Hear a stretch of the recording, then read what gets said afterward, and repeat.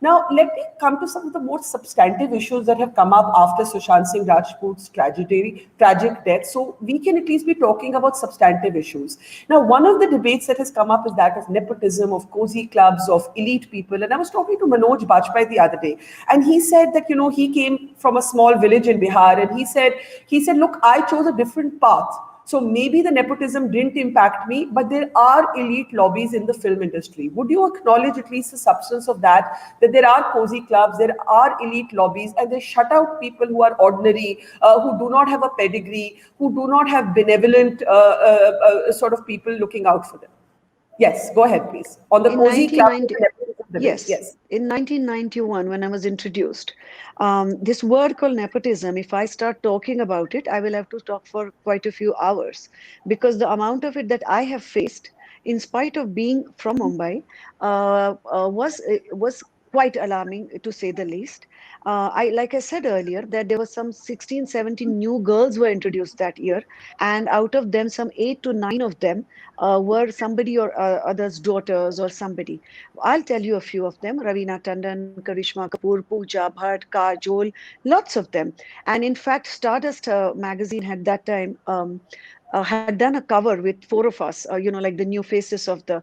In that also there was Karishma Kapoor, Pooja Bhatt, and Ravina Tandon, and was this girl called Urmila Matondkar, who nobody knew of, who had come from a completely non-filmy, academics-oriented family, and was yeah. After my first film, I made a decent name for myself as a good dancer and a decent actor.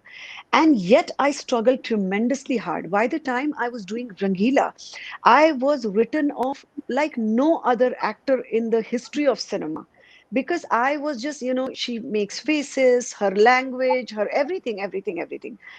And if you look at those films, I'm extremely proud of those films even today, as I am of my other films post Rangila. But the thing, because I have worked equally hard in those films also, and I got my feedback from the people of India that time also. So what I'm trying to say is that I have never said all these things don't exist. 25 years post a celebrated film like Rangila, also, some of the biggest so called critics, also, as they talk about Rangila, I'm probably the last person on the list of the things that they talk about. When the film got released, after the way people looked at the actresses, to how much they were paid, to everything, got catapulted to a great glorious height.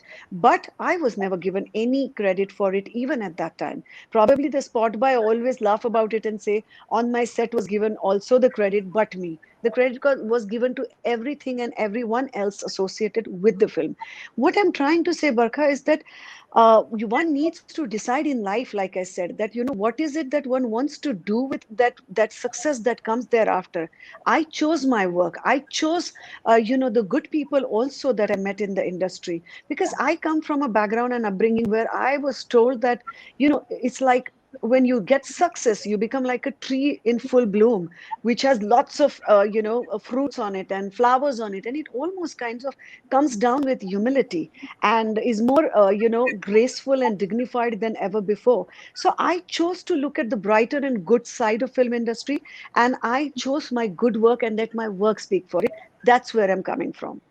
So you're saying that you struggled with nepotism, you struggled with how lonely it feels, and I lost you right there, Urmila. So we'll just let you fix that. Urmila making that point about her own struggle with nepotism as well, and saying that it all depends on your outlook and how you decide to be after that. And she retained her positivity. And she let her work do the talking for her. So she's not denying that serious questions about nepotism have been raised, but she says that it's all about how you handle them. And we're just waiting for Urmila to join us back, and I can see Yes. Urmila back. Hi, Urmila, welcome back. You were making the point about your own struggle with nepotism. So can you just elaborate on that? Because I think what I'm understanding from what you're saying is that you've also dealt with the loneliness of nepotism, of not having any sort of parents in the industry. So थोड़ा खुल के उसके बारे में बात. And at that time, Barkha, the beauty was that the media of 90s was, I don't like to use this word with any part of film industry, because it is honestly one of the finest and glorious industries to be in. And I'm only grateful and fortunate that I got a chance to be a part of it. Having said that, 90s media, film media, was insanity. It was actually like a mafia, if at all you have to use the word at all. Worse than Because there now? was, can you, Was it worse than the TV media now? no, no, no, no, not the TV, just the film media. The TV I was know, not but as was it worse than what you see today? no, no. On one level, yes, because TV media today, I think will have they're setting a new benchmark for themselves. So anyway, and I don't think that comes strictly under the word called journalism, which incidentally I always keep saying nobody seems to be hearing is one of the four pillars of the democracy that we are in. वो तो कुछ हो नहीं रहा है. Coming to the other part, however, is that imagine a situation in time when there was no social media at all. You had no connection to your people, to the public, and there was only one connection of these few magazines which used to write about you and which used to make or break you literally, the so-called film critics. Now all those people were not necessarily film people, Barka. They were outsiders. They were those sad people trying to make a name for themselves by trying to be in good books of some of these film people who were these big families, or the more known names of the film industry. So how are they to be? I mean, I can sit here and I can go on blasting everybody, but I have to see that I have met some excellent people who have been very supportive, kind towards me, and appreciative of my work.